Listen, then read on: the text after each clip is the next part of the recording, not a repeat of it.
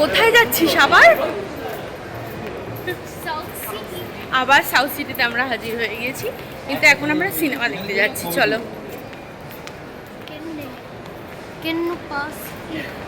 পুরো full family মিলে।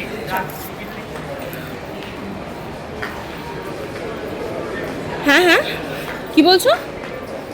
চলো, এবার তোমায় লাগবে তো। না, এবার তোমায় লাগবে, চল।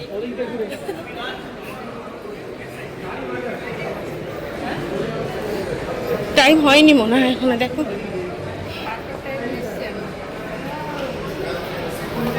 চলো, এগো এগো এগো, লাইন বাই লাইন যাও।